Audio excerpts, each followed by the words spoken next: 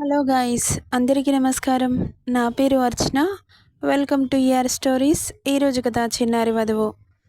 ఇద్దరి శిరస్సు మీదకి జీలకర్ర బెల్లం చేరడంతో అడ్డుగా ఉన్న పరద తీయగానే ఎదురుగా ఉన్న అతన్ని చూసి ఒక్కసారిగా అలాగే బిగుసుకుపోయింది. ఇద్దరి కళ్ళు ఎంత లోతుగా కలుసుకున్నాయంటే ఆ క్షణం ఈ ప్రపంచం స్తంభించిపోయింది అన్నంత డీప్గా. తెలియకుండానే ఆమె కంటి కొసల నుండి నీరు చెంపల మీదకి జారిపోయాయి. కొన ఊపిరితో కొట్టుకుంటున్న వాడికి సడన్గా ఆక్సిజన్ అందితే ఎలా ఊపిరి పీల్చుకుంటాడో అలా అనిపించింది ఇందుకి. పోతున్న ప్రాణానికి ఆయువుగా మారిన అతని రూపం ఆమె కళ్ళ ఎదుట అతి దగ్గరలో కనిపిస్తుంటే అతని మీదకి ఎగిరి అతని మెడ చుట్టూ చేతులు వేసి అతని గుండెలకి గట్టిగా కరుచుకుపోయింది. చిన్నపిల్లలు తండ్రి కనబడగానే పరిగెత్తుకుంటూ వచ్చి ఎలా దూకుతారో అలాగే దూకింది అతని మీదకి.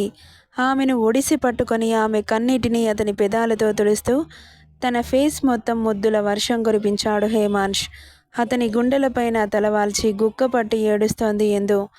ఆమె వెన్ను నిమురుతూ డోంట్ క్రై మా అని తన కూతుర్ని ఎలా ఓదారుస్తాడో అలా ఓదార్చుతున్నాడు. నిజంగా ఆ క్షణం అనిపించింది అమ్మ ప్రేమ దక్కనందుకు భర్తే అమ్మ రూపంలో ఆ దేవుడు తనకిచ్చాడేమోనని. మీరు వస్తారన్న నమ్మకంతో ఈ ఊపిరి ఆగకుండా ఉంది అని ఏడుపు గొంతుతో చెబుతుంటే ఆమె అతన్ని ఎంతలా ఆరాధిస్తుందో ఆ క్షణం అర్థమవుతుంటే అతను అంతే ఆరాధనగా ఆమె మోముని ఒక చేత్తో పట్టుకొని అలాగే చూసి అతని గుండెలకి హత్తుకున్నాడు. అక్కడున్న ఊరి జనం కూడా వాళ్ళ ప్రేమకి కళ్ళల్లోకి నీళ్ళొచ్చేశాయి. వాళ్ళిద్దరినీ చూస్తుంటే చాలా బాధేసింది. ఇంత చక్కటి జంటని వాడికి ఎలా విడగొట్టాలనిపించిందని. పంతులు గారు బాబు ముహూర్తం దాటిపోతుందనడంతో ఆమెను ఒడిలోనే కూర్చోబెట్టుకొని మిగిలిన తతంగమంతా పూర్తి చేస్తున్నాడు. ఇక తాలిబొట్టు కూడా ఒడిలో ఉండగానే ఆమె మెడలో వేద మంత్రాల సాక్షిగా, అక్కడ ఎదురుగా కొలువైన దుర్గమ్మ వారి సాక్షిగా 3 ముళ్ళు వేస్తుంటే అక్కడ పూజారులు అందరూ ముక్తకంఠంతో మాంగళ్యధారణ పవిత్రంగా జరిపిస్తున్నారు. చుట్టూ బాజా భజంత్రీలు అమ్మవారి కోసం మోగించాల్సినవి ఆ ఇద్దరి జంటను ఏకం చేయడం కోసం మోగుతుంటే ఎదురుగా చూస్తున్న శైలజ, రఘురాన్ రాఘవ గారు, అప్పుడే అక్కడికి వచ్చిన మిగతా బంధువులంతా ఆ వైభవాన్ని కళ్ళల్లో నింపుకున్నారు. ఎందుకంటే ఇంత పవిత్రమైన పెళ్లిని, కపటం లేని ప్రేమని చూడడం మొదటిసారి. ఈ కాలంలో ఫోటోలకి ఫోజులు ఇవ్వడం కోసం ప్రేమ ఉన్నట్లు నటించే జంటలెక్కడా, ఇంత కల్లా కపటం ఎరుగని ప్రేమక్కడా. ఆమెను ఒడిలో కూర్చోబెట్టుకుని పంతులు గారి మంత్రాలు వింటూ 3 ముళ్ళు వేసి నుదిటిన గాఢంగా చుంబించాడు. వదిలితే ఎక్కడ జారిపోతాడో అని అతని షర్టుని పిడికిట్లో బంధించి పసిపిల్లల అతని ఒడిలో ఒదిగిపోయింది. ఆ జంటని చూస్తున్న బ్రాహ్మణ పూజారులకు కూడా కళ్ళల్లో నీళ్లు తిరిగాయి. ఇంత ప్రేమని చూస్తుంటే ఆమె భయపడుతుందని ఇందు కూల్ అవ్వడానికి ఎంత స్వాంతనపరిచాడో. బేబీ గర్ల్, కామ్ డౌన్ అంటూ తన జుట్టును విరుతుంటే తలెత్తి చూసింది బెదురు కళ్ళతో. కళ్ళని టపటపలాడిస్తూ అలా చూడగానే అతని హార్ట్ స్కిడ్ అయ్యి గుండెని రబ్ చేసుకున్నాడు. డోంట్ బీ పానిక్, నిన్ను భయపెట్టించినవాడు అదిగో అక్కడున్నాడు అంటూ చెట్టు కట్టేసిన ఆంబోతుని, అదే చెన్నకేశవని చూపించాడు. గుడ్లు పెద్దవి చేసి చూస్తూ ఉంది. ఆంబోతులా అరుస్తున్నాడు. రేయ్, నిన్ను నరికేస్తా, నన్నే కొడతావా అంటూ ఎద్దులా రంకలేస్తున్నాడు. వాడిని చూడగానే భయంతో చెమటలు పట్టేశాయి తనకి. ఆమె భయాన్ని చూసి తనని అతని వైపుకు తిప్పుకొని నుదురు మీద పెదాలు తాకించాడు. అతని స్పర్శకి మెస్మరైజింగ్గా కళ్ళు మూసుకుంది. బాబు, పెళ్లి కార్యక్రమం పూర్తి కానివ్వండి అంటూ నెక్స్ట్ తలంబ్రాలు పోసే తంతును మొదలుపెట్టారు. అప్పుడే ఆ షాక్ల నుండి బయటకొచ్చిన నేహ, మిగతా గ్యాంగ్ మొత్తం పరిగెత్తుకుంటూ వచ్చి వాళ్ళ చుట్టూ చేరారు. అప్పటి వరకు వాడిని కొట్టే దృశ్యాలని కళ్ళారా చూసి భయంతో దూరంగా ఉండిపోయారు. ఇక ఇప్పుడు కాస్త రిలాక్స్ అయ్యి వాళ్ళ పెళ్ళి ఘట్టాన్ని మిస్ అవ్వకూడదని పరిగెత్తుకుంటూ వచ్చారు. ఇక ఒకరికొకరు ముత్యాలు కలిపిన తలంబ్రాలు ఆమె తలలో పోస్తుంటే ఆ దృశ్యం చూసే వాళ్ళకి ఎంత అందంగా కనిపించిందో.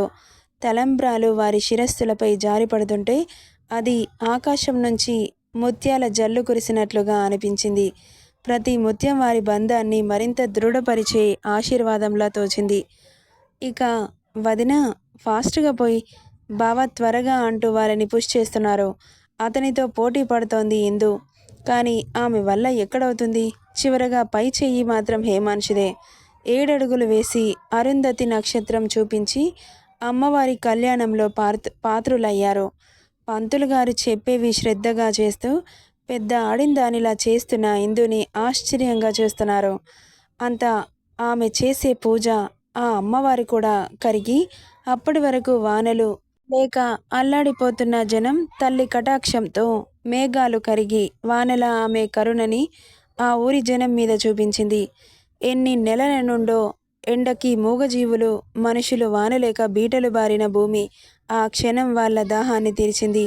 అందరూ పరిగెత్తుకుంటూ వానలో తడిసి ముద్దయ్యారు.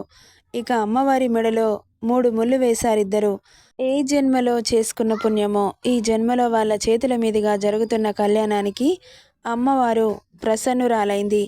భూపతి రెడ్డి అతని భార్య ఎప్పుడు కళ్యాణం జరిపించినా ఎన్నడూ వర్షాలు టైంకి పడక ఎన్ని బాధలు అనుభవించారో. ఇప్పుడు వాళ్ళు అనుకున్న సమయానికి వాళ్ళు నిండు మనసుతో తల్లిని వేడుకున్నారో గాని ఆ తల్లి కరుణించి కటాక్షించింది. ఊరి జనం మొత్తం రఘురాంగారిని పొగడతలతో ముంచేస్తూ ఆ ఊరికి రాజుని చేస్తుంటే ఇలాంటి ఆడంబరాలు పొందడానికి నేను రాలేదు. అసలు ఈ ఊరిలో నా వంశం ఉందని కూడా తెలీదు. ఊర్లోకి వచ్చాకే ఊరి నడిబొడ్డున మా తాతయ్య విగ్రహాన్ని చూసి గుర్తుపట్టాను. ఇక ఆ ఊరి జనంతో విగ్రహం గురించి అడిగిన రఘురాంగారు మొత్తం చెప్పారు. ఆయన ఆ ఊరికి రాజు అని, ఆ ఊరిలో అమ్మవారి కళ్యాణం ఆ వంశం నుండే పుట్టిందని, ఆ తల్లికి సంవత్సరానికి ఒకసారి కళ్యాణం జరిపిస్తే కరువు కాటకాల నుండి బయటపడేస్తుందని నమ్మేవారు.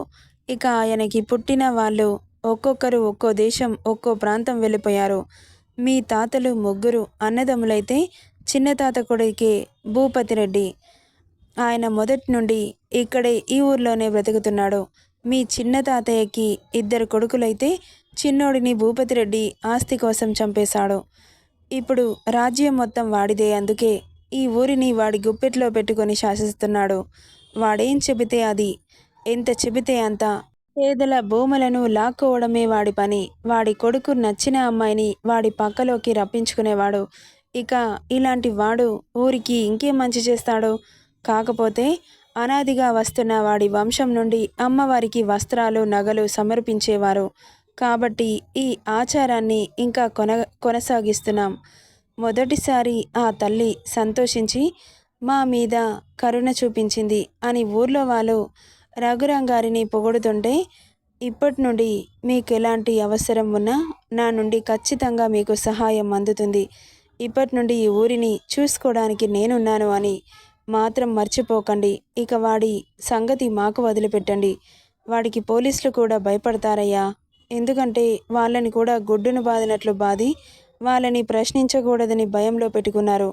వాడి అరాచకాన్ని ప్రశ్నిస్తే వాళ్ళని అక్కడికక్కడే నరికేసేవాడు అని చెబుతుంటే రఘురాంగారి రక్తం మరిగిపోయింది. ఇక ఎలాగైనా వాడి అంతు చూడాలనుకున్నాడు. ఇక సీన్ ఇక్కడ కట్ చేసి ఇంతకుముందు మన బాబు ఎంట్రీ ఎలా ఇచ్చాడో చూద్దాం. నెక్స్ట్ పార్ట్లో ఈరోజు ఒంట్లో కాస్త నలతగా ఉంది. అందుకే స్టోరీ లెంత్ కాస్త తక్కువిస్తున్నాను. రేపటి నుండి యథావిధిగా వస్తుంది. ప్లీజ్ అర్థం చేసుకోండి. ఈ స్టోరీ ఎలా ఉందో కామెంట్ చేయండి guys. Thank you for listening.